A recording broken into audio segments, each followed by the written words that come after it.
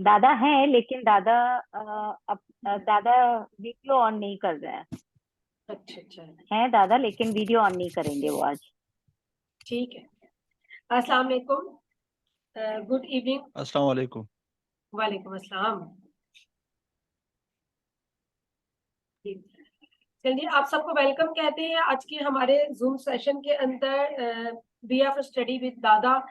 और आज की जो हमारी मेडिसिन है वो है हनीसकल। 16 नंबर है इसका बीएफआर में। तो सबसे पहले तो आप सबको वेलकम कहते हैं, दादा को, जो कि हमारे ग्रेट टीचर हैं। कि आज पता नहीं वो अपना कैम क्यों ऑफ किए बैठे हैं, तो ये तो अभी राज खुलेगा तो पता लगेगा। इसके अलावा मैम डॉक्टर रितु आपको वेलकम कहते हैं। और इसके अलावा दो गेस्ट स्पीकर गुड हमारे इवनिंग। साथ मौजूद हैं। एक डॉक्टर अमजद अजीज है फ्रॉम पाकिस्तान, और दूसरी है डॉक्टर हुमैरा सफदर, वो भी पाकिस्तान से है। तो हम सबसे पहले डॉक्टर अमजद से स्टार्ट लेते हैं कि वो हमें हनीसकल के बारे में अपना रिव्यू दीजिए। It's over to you doctor Amjad. अस्सलाम वालेकुम टू ऑल। वालेकुम अस्सलाम। अगर हम इसको स्टार्ट करें तो यादें क्या होती हैं? यादें दरअसल वो लम्हा होती हैं जिसको हम पूरी तरह जीते हैं। यानी हमने जो कुछ किया होता है उसको जीने का सबसे असल मजा ये होता है कि आप उनको याद करते हैं, उनसे सीखते हैं और फिर आगे बढ़ते हैं। और जो आपने गलतियां की होती हैं उनको आप दुरुस्त करने की कोशिश करते हैं। हनी शकल एक ऐसी दवाई है कि जिसके मुतालिक अगर मैं एक नज़म से इसकी इब्तिदा करूं तो ज़्यादा बेहतर होगा। इसमें आपको हनी शकल जो है वो वाज़े तौर पर नज़र आएगा।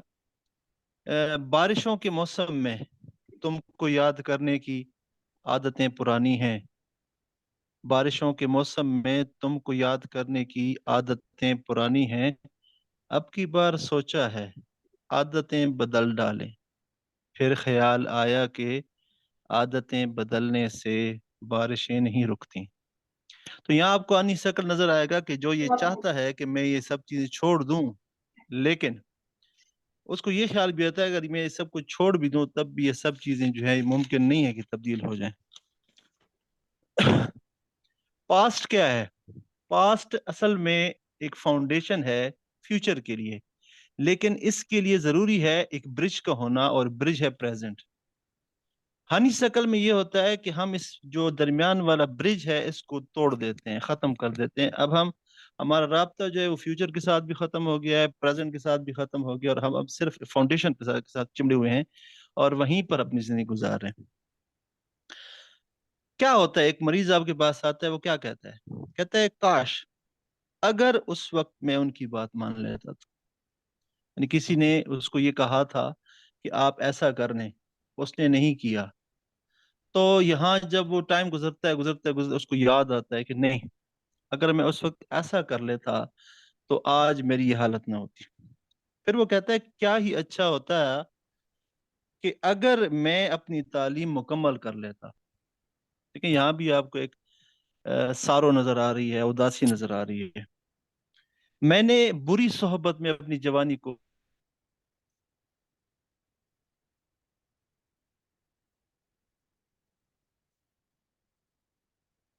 Network issue. डॉक्टर अमजद की तरफ नेटवर्क इशू लिखा हुआ अभी आ रहा है। अगर वो आ जाए जाएंगे, आ ठीक है, जाएंगे। वरना मैं थोड़ा हाँ, कंटिन्यू। 1 मिनट देख लेते हैं, आ जाएंगे। आ गए, आ गए, आ गए, आ गए।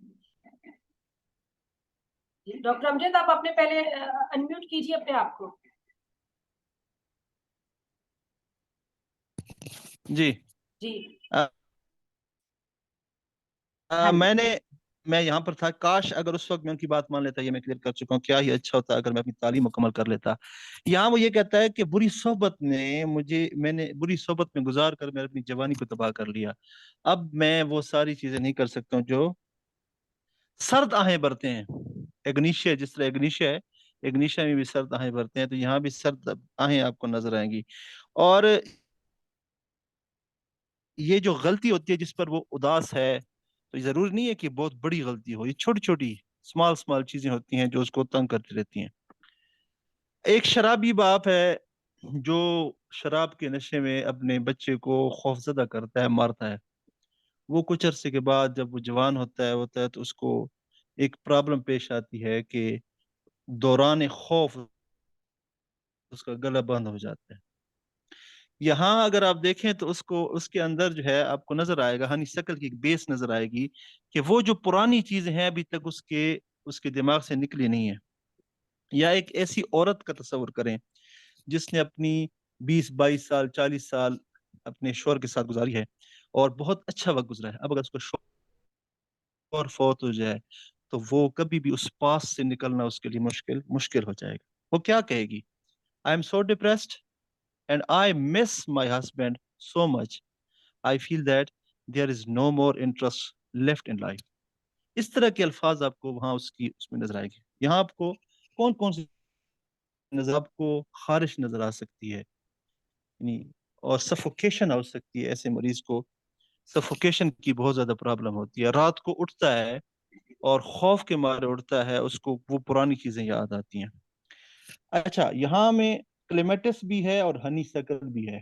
क्लेमेटिस क्या है कि वो फ्यूचर के ख्वाब देखता है और प्रेजेंट के साथ उसका राब्ता जो है वो नहीं होता है, जबकि हनी शकल जो है वो माजी में फंसा होता है और उसके साथ जो प्रेजेंट है उसके साथ वास्ता नहीं ऑपोजिट। होता है। लेकिन मैं यहाँ थोड़ा सा इसमें इजाफा करता हूँ कि इन माई, ये मेरा ओपिनियन है, हो सकता है मैं गलत भी हूँ, कि honeysuckle is the advance stage of clematis. तो सवाल ये पैदा होता है मैं ऐसा क्यों कह रहा हूँ? मैं इसलिए ये कह रहा हूँ कि किसी न किसी लम्हे में ये लोग क्लेमेटिस होते हैं, जो जिस वक्त उसका टाइम होता है उस टाइम को वो फ्यूचर के उसमें जाया करते हैं। फिर जब वो उस पोजीशन पर पहुंच जाते हैं कि जहां पर उनके पास वो जो पास्ट में उन्होंने काम किया होता है और प्रेजेंट उसने भूला होता है, वो उस पर अफसोस करते हैं। तो ये मेरा एक ओपिनियन है कि ऐसा मुमकिन है कि हनी शक्ल जो है वो क्लेमेटस की एक एडवांस शक्ल हो। बाकी रीतु मैम बहुत अच्छी तरीके से इसको डिफाइन कर सकती हैं। Thank you. Thank you so much doctor Amjad, आपने बहुत अच्छे से डिफाइन किया। बहुत सुंदर तरीके से बताया। हाँ जी। और डॉक्टर अमजद की वो शायरी होती है ना, वो सुनने में तो बहुत ही मजा आता है बहुत पसंद है। बहुत सारी चीजें समझ आ जाती हैं, यानी कि एक शॉर्ट एक्चुअली। लंबी बिल्कुल। स्टोरी जो है वो समराइज हो जाती है ना इसमें।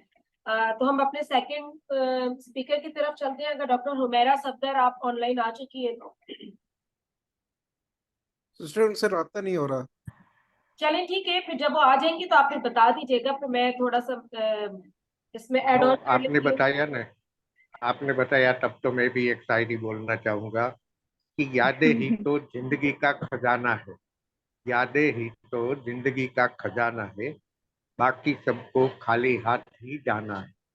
बहुत पर आप देखोगे आपके पास में जब यादें आती है ना, यादें चाहे अच्छी हो या बुरी हो, रिजल्ट में आपको मिलेगा डिप्रेशन।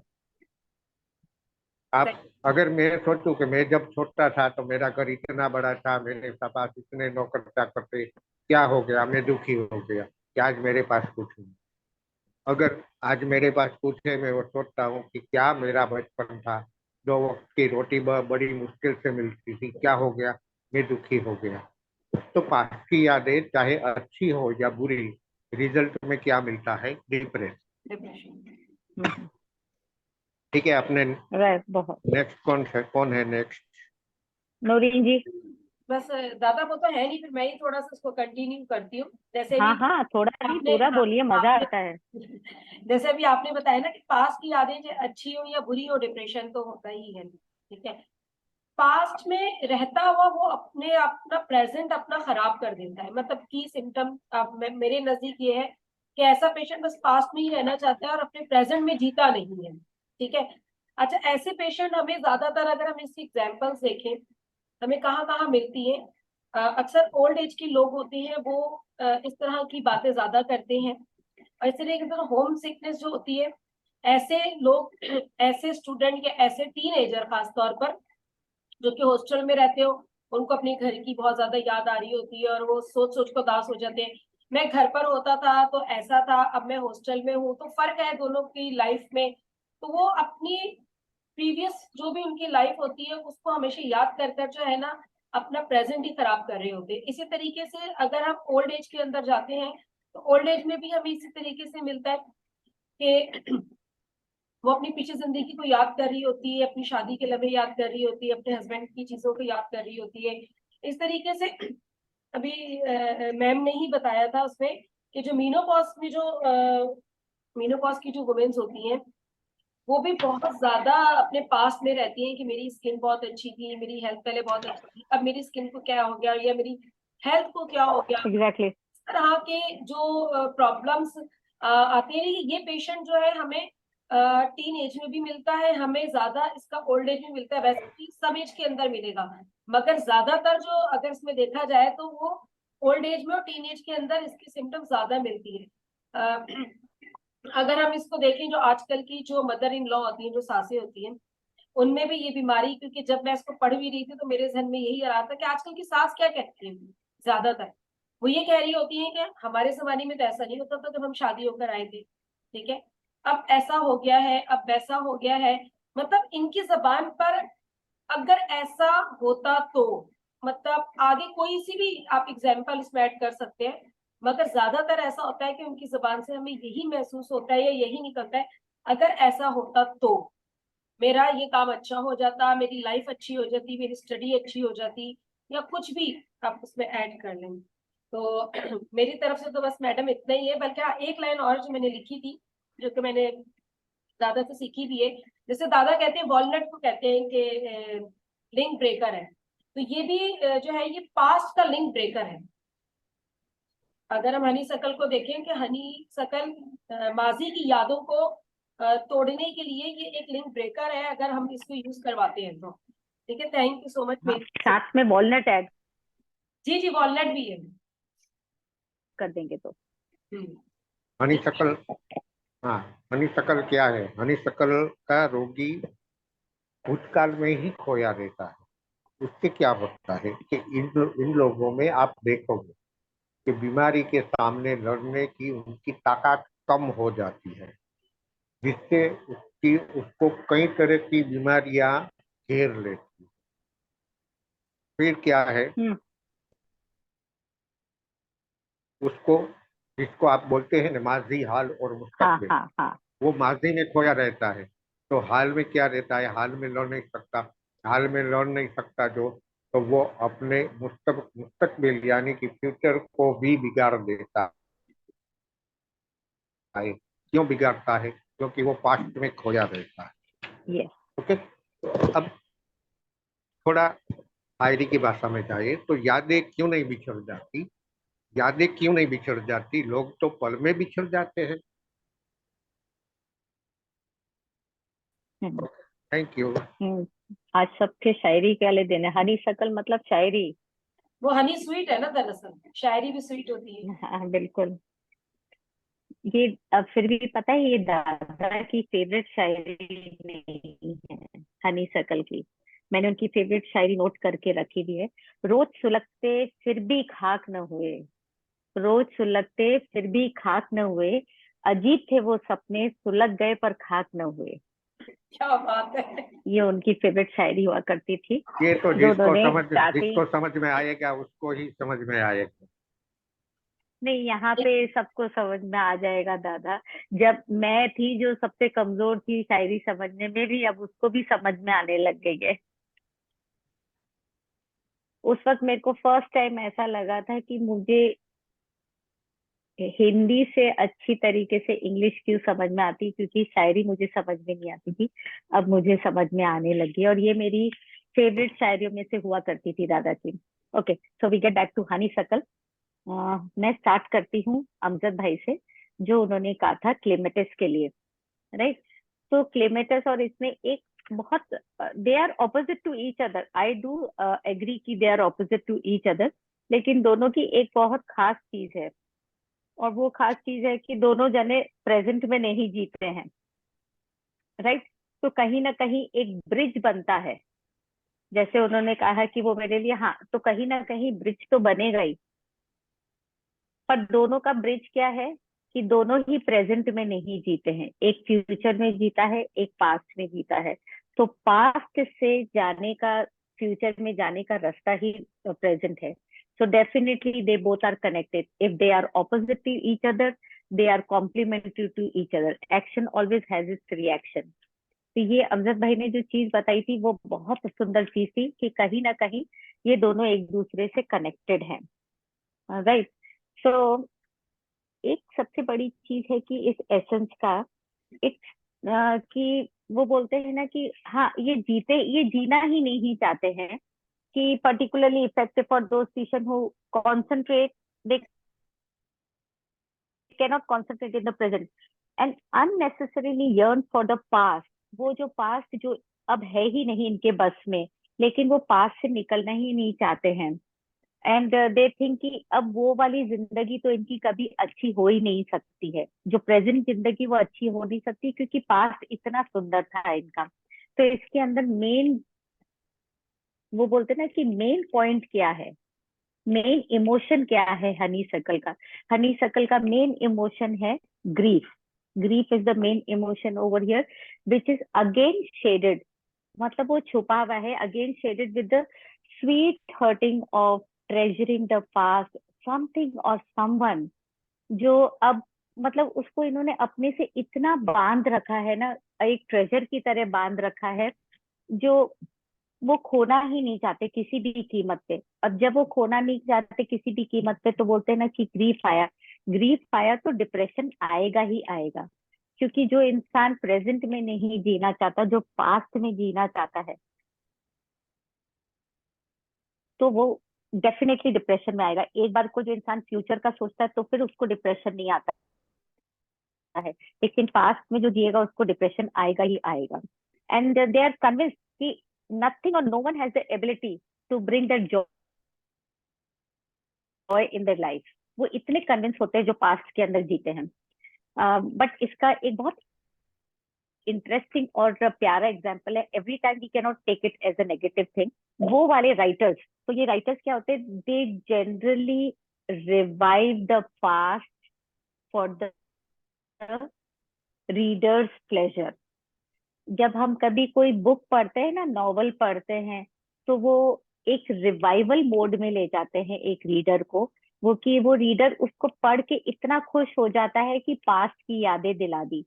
डिप्रेशन आता ही है बट एक रिवाइवल मोड आ जाता है। So this is a beauty of a writer कि वो हनी सर्कल स्टेज में ले जाके भी प्लेजरेबल बना देता है लाइफ को। एंड यस ऑफ कोर्स, जैसा कि ये चीज दादा ने बताई थी एक बार, बहुत अच्छा कॉम्बिनेशन था, लेकिन वो इस चीज का था कि जब sentimental visions of the past, right, you can always everybody can note it down this, कि जो सेंटिमेंटल विजन्स ऑफ पास्ट होते हैं, जो हमारे हार्ट को जकड़ लेते हैं रिपीटेडली, हमें पता है कि वो जो विजन है पास्ट का वो अब लाइवली नहीं है, फिर भी वो रिपीटेडली हमारे मन में आते रहते हैं और हमें ग्रीफ देते रहते हैं, हमें डिप्रेस करते रहते हैं। उसका बेस्ट कॉम्बिनेशन है CNB, क्योंकि repeatedly we are committing that mistake, right. तो हनी सर्कल सॉफ्ट सिंपल होता है, जब हम बोलते हैं ना repeatedly we are making committing a mistake of not removing that vision of the past. तो दिस इज द, और ये चीज आपको हर तीसरे चौथे पेशेंट के अंदर मिलेगी, और ये खोदना पड़ेगा, वो पेशेंट की बातों से आपको खोदना पड़ेगा। कोई भी आपको खुलेआम कुछ भी नहीं बोलेगा, लेकिन एक ये कॉम्बिनेशन है जो हम अक्सर अक्सर कोई तीसरे या चौथे महीने में अक्सर ज्यादा ये कॉम्बिनेशन देते हैं। यू हैव टू अंडरस्टैंड कि ये कैसे खोदना पड़ेगा, डेफिनेटली, क्योंकि जो इंसान डिप्रेस होता है वो हमेशा कंपेयर करता है कि मेरा पास्ट ऐसा था मेरे प्रेजेंट से, या मेरी माँ ऐसे करती थी, या मेरे बच्चे ऐसा करते थे। तो when the past is beautiful, the depression is bound to happen, और if the past has been very traumatic, तभी भी हमको सॉल्व तो देना ही पड़ता है, right. And it is a beautiful remedy, even beautiful remedy to remove the regret or sorrow of the past. अगर regret है अभी, जैसे बोला बहुत अच्छा है तो भी वो अभी है, और अगर regret है, sorrow है of the past, तो उसको लिंक ब्रेक करने के लिए, पास्ट का सॉरोफुल पास्ट का लिंक ब्रेक करने के लिए भी बहुत अच्छी रेमेडी है Honey circle together with walnut, जो अभी नोरीन जी ने बोला था, राइट। बट कब आता है ये, हमें वो आइडेंटिफाई करना पड़ता है कि वो पास्ट सॉरोफुल है, अब्यूसिव था, या जो भी था जो भुलाए नहीं चला जा रहा है। तो हनी सर्कल के साथ वॉलनट देने से वो भी बहुत अच्छे से इट कैन हेल्प अस। तो बेसिकली हनी सर्कल का है कि वेरी माइंडफुल रेमेडी है, क्योंकि कैसे इसे माइंडफुल रेमेडी कैसे बोल सकते हैं, because it enhances to cover up the old wounds, right. या फिर अब्यूसिव कोई अबेंडमेंट इश्यूज होते हैं, या किसी को आपने बोल दिया ना, किसी ने कोई बोलते हैं ना कि वो बच्चा अक्सर बोलता है कि मुझे वो अपने बायोलॉजिकल पेरेंट्स से मिलना है, उन्होंने मेरे को क्यों अबेंडन कर दिया। तो वो बच्चा आज प्रेजेंट में जी तो रहा है, लेकिन वो निकल नहीं रहा है उसके मन से कि उन्होंने मेरे को छोड़ क्यों दिया। So this is a beautiful remedy which can help come out from the old wounds या victimization या abandonment issues, ये सारी चीजों के लिए। और ये सारी की सारी चीजें पेट्स में भी होती है। जब हम कोई पेट को खरीद के लाते हैं ना शॉप से, तो सबसे पहले रेमेडी होनी चाहिए हनी शकल, क्योंकि वो पेट के लिए घर था, ये घर तो अब बनेगा, लेकिन फिलहाल उस पेट को ये नहीं मालूम है कि मुझे ये लोग रखेंगे कैसे, प्यार से रखेंगे या नहीं रखेंगे। So there is a change of place, and at the same time abandonment लगता है कि उन्होंने मुझे छोड़ दिया, कि ये किसी नए इंसान के साथ भेज दिया। तो honey circle and walnut, it comes very handy, very beautiful for the pets and even for the plants. अक्सर हम लोग प्लांट्स को, पता है, बड़े बड़े पेड़ को उखाड़ के फेंक देते हैं क्योंकि उस जगह पे रोड लानी है। But I will tell you very proudly, I live on the highway. तो मैंने ये लिटरली पूरा 15-20 दिन का मेरा प्रोजेक्ट था। तो मैंने काफी सारे होम गार्ड्स को इकट्ठा करके, तो रोड वाइडनिंग के लिए जितने पेड़ उखाड़ते थे ये लोग, तो हम उतने सारे पेड़ उठा के और हम लोगों ने सोसाइटी के बाहर लगवा दिए थे। कुछ काफी बड़े पेड़ थे, कुछ मीडियम साइज के थे, कुछ छोटे थे। एंड ट्रस्ट मी, उसके अंदर मैंने सौंफ, वॉलनट, ऑलिव और हनी शकल डाला था। ऑलिव डालना जरूरी था और हनी शकल डाला था। इनफैक्ट मैंने एक होम्योपैथी भी ट्राई कर ली थी, but I don't think so that work, but this work so wonderfully कि मुझे अच्छे से याद है 58 पेड़ में से हमारे 41 पेड़ वापस चल गए। So of course I couldn't revive all the trees, but this was the beautiful thing. और अभी भी आते जाते the society guards कई बार आते कि मैडम वो आपकी दवाई दे दो, पानी डालना है उन पेड़ों को। So at times you feel good कि जो बोल नहीं सकते हैं उनकी भी हम हेल्प कर सकते, पर सत्य हमें मालूम होना चाहिए कि हमें उनको देना क्या है, राइट। तो physically I can always say कि अगर डिप्रेशन होता है इंसान को तो इंसोम्निया होता है, स्लीपलेसनेस आती ही आती है, राइट। तो आपको उसमें हनी शकल आप सोच सकते हैं। एंड ऑफकोर्स गिल्ट फीलिंग तो रहती है कि मैं आज की तारीख में अपने बच्चों के साथ, अपनी वाइफ के साथ प्रेजेंट में नहीं जी के पास्ट में जी रहा हूँ। तो these are all para functional things की उसके मन में आ सकता है। एंड जैसा कि नौरीन जी ने बताया, मेनोपॉज में यंगर लुक के लिए, ठीक है, मैं पहले बहुत सुंदर थी अब नहीं हूँ, तो सेम वे रिमेटॉइड्स है या फिर गुड लुकिंग है, तो anything you can just understand कि यूटीआई बहुत जल्दी होता है मेनोपॉज में। और वो इसीलिए होता है, वो घबराहट की वजह से भी होता है कई बार कि अब मैं पहले जैसी नहीं रही, सुंदर नहीं रही, मेरा वजन बढ़ रहा है। सो घबराहट से, फियर से यूटीआई बहुत जल्दी होता है। This has to be remembered, because of course मुझे ये चीज ज्यादा नहीं बताई थी कि अगर मैंने का एक बार पूछा था, मैंने कहा दादा मुझे ऑन एंड ऑफ बहुत जल्दी mild UTI, traces of UTI, not exactly urine function but traces of UTI. तो वो मुझसे पूछते थे कहाँ जाके आए। फिर मुझे ध्यान आता था, मैंने कहा हाँ मेरे को बैंगलोर जाना था, तो एंजाइटी हो जाती थी बीच बीच में, व्हेन माय मेरा इलाज जब चल रहा था तो मेरे को हो जाती थी। बोले वो उसकी वजह से लग रहा है। तो वो कई बार मुझे हनी शकल भी देते थे, ऑफकोर्स वो बोल देते थे कि ये ले लो, बट यस। तो इमोशनल लेवल पे क्या होता है कि जब विजुअलाइजेशन होता है अर्लियर टाइम्स के, तो लोगों को हेलुसिनेशंस भी आ सकते हैं। उनको अपने पुराने लोगों की ऐसा आवाज भी सुनाई देती है कि मुझे मेरी माँ की आवाज सुनाई दे रही है। Got it? Because they are living in the past, they are living in the past. मुझे मेरी माँ की आवाज आ रही है, मुझे मेरे फादर की आवाज आ रही है। So they live in the hallucination, they can hear, उनके घर वालों की आवाज सुन सकते हैं, लव्ड वंस की आवाज सुन सकते हैं। So the main emotion over here is grief. Grief takes you to depression. Depression से insomnia हो सकता है. So yes, definitely you can connect many things with honeysuckle. But I guess that is all from my side. फिर मुझे कुछ याद आया तो मैं of course I will share. But meanwhile, let's go back to दादा, क्योंकि मुझे याद है दादा एक चीज आपने और सुंदर सी बताई थी. I want you to say that. आप बोलिएगा. क्या बोलूं, आपने एक कॉम्बिनेशन बताया हनी शकल हाँ और हाँ. वर्ल्ड। तो आप देख रहे हो ना कि जो लोग बाहर पढ़ने के लिए जाते हैं, जॉब के लिए जाते हैं, अपने घर से दूर जाते हैं, इंडिया से कई लोग दुबई जाते हैं, पाकिस्तान से कई लोग दुबई जाते हैं, उसमें से बहुत सारे लोग वहाँ एडजस्ट नहीं हो पाते। इसके लिए हनी शक्कर और वॉलनट तो बरोबर है, इसके साथ में आपको ऐड करना है चिकोरी। हो सकता है किसी Yes, को अपने घर से ज्यादा लगाव हो, किसी को अपने फैमिली मेंबर से ज्यादा लगाव हो।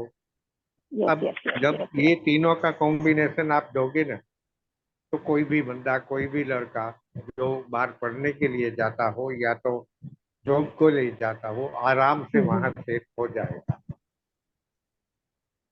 Right. और हनी शकल ये बताया ना। जैसे, हाँ, हनी शकल, चिकरी एंड वॉलनट. अब मुझे इनका एक और कॉम्बिनेशन याद आ गया है. आई रिमेम्बर इन्होंने क्या कहा था. अब जैसे ही इन्होंने चिकरी बोला मुझे ध्यान आ गया. आई रिमेम्बर हिम सेइंग कि जहाँ over attachment of the past होता है, हम ज्यादा ओवर अटैच होते हैं पास्ट से, तो हमारी एनर्जी डिप्लीट होती है. ठीक है, हमारी अंदरूनी ताकत डिप्लीट होती है और इन staying in past. So this was again walnut, olive and honey सकल. एक और इनका कॉम्बिनेशन था जो मुझे ध्यान आ गया जैसे इन्होंने ये चीज बोली. So you can note it down. This is again when you have to understand. जब वो इंसान बोलता है ना मेरे में ताकत नहीं है, जो पास्ट में जीता है, बिकॉज एनर्जी डिप्लीट.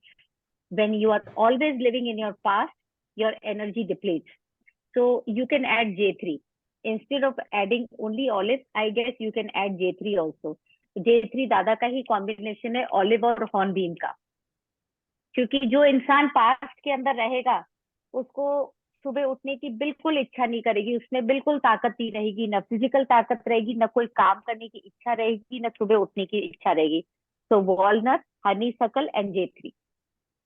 मैम एक क्वेश्चन भी है, आप Right. रीड कर लें. Sure, why not.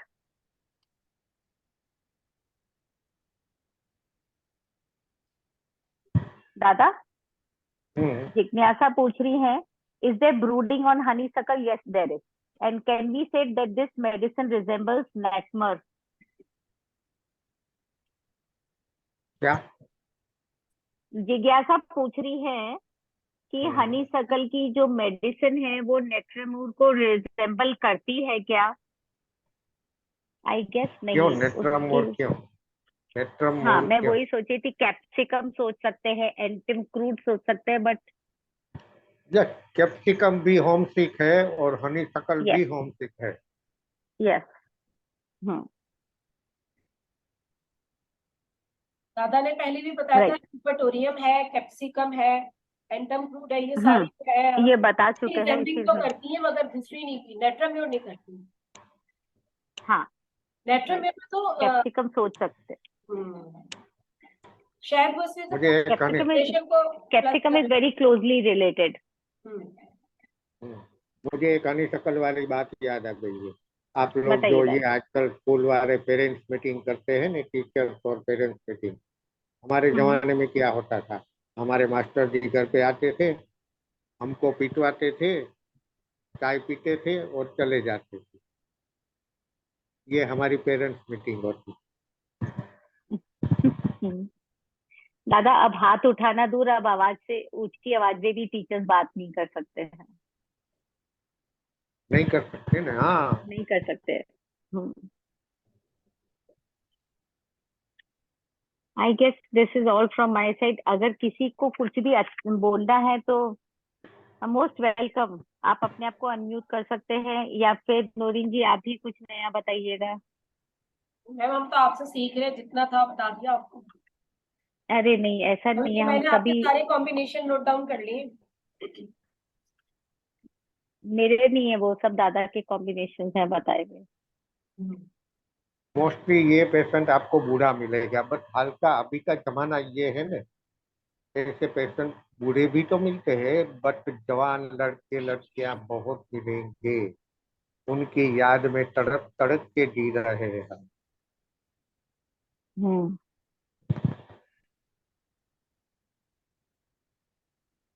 आगे।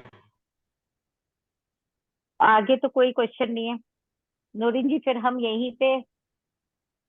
3 मिनट रह गए। बोलिए क्या कर रहे हैं। अगर है किसी का क्वेश्चन तो पूछ ले, वरना 3 मिनट है हमारे पास। ठीक है, क्वेश्चन तो नहीं है, किसी को अनम्यूट करके कुछ बोलना है तो मोस्ट वेलकम। हमारी वो दूसरी स्पीकर भी नहीं आई ना, हाँ नेट का इशू रहा हो। हाँ, मे बी। दादा कुछ है? दादा, हाँ जी। दादा क्लीमेटिस और हनी सकल का जैसे साझेदारी बताई थी अमजद भाई ने, तो ये तो हम लोग को पता है कि they both lack interest in the present situation. Hmm. तो इसको थोड़ा सा आप ही अपने तरीके से एक्सटेंड कीजिएगा, तो let's compare both of them. देखिए, हनी शकल कहाँ खोया रहता है? पास्ट। हम्म। पास्ट में खोए रहने से क्या होता है? हम्म। अपना हाल प्रेजेंट बिगाड़ता है, हम्म। साथ में हनी शकल अपना फ्यूचर भी बिगाड़ता है। हाँ, क्लेमेटिस क्या करता है? क्लेमेटिस सपने में खोया रहता है। यहाँ एग्जैक्टली। क्लेमेटिस अपने पास्ट को नहीं बिगाड़ता है, अपने हाल को बिगाड़ता है और अपने फ्यूचर को भी बिगाड़ता है।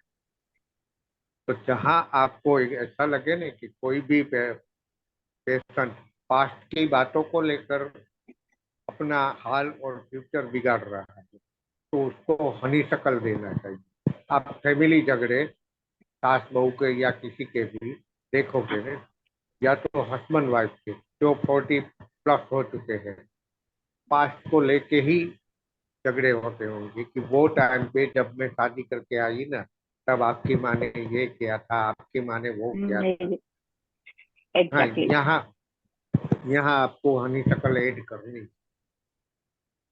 हम्म।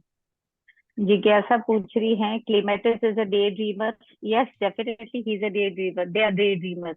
ही तो नहीं बोल सकते, अब ही और शी तो बोल ही नहीं सकते हैं। We have to use they. तो yes, they are clematis day is a dreamers. Day dreamer, सपनों का सौदागर है, सपने ही सपनों का देखता सौदागर। रहता है। जो मेरी एज के उसको पता है, मुंगेरी लाल के हसीन सपने। यस। ठीक है, बस मैम हम यहाँ पर क्लोज करते हैं, वैसे भी हमारे पास 1 मिनट है। हाँ, हम यहाँ पे क्लोज माशाल्लाह करते आज का हैं। सेशन हमारा बहुत अच्छा रहा, और दादा आपका खुसूसी तौर पर शुक्रिया अदा करते हैं, और मैम आपका भी। थैंक यू सो मच नवीन जी। बाकी जो हमारे guest thank you speaker Rana sir. Thank you, thank you. ठीक है, थैंक यू दादा। Thank you so much. Allah Hafiz. Thank you सबको, शुक्रिया सबको। थैंक यू सबको। थैंक यू सबको।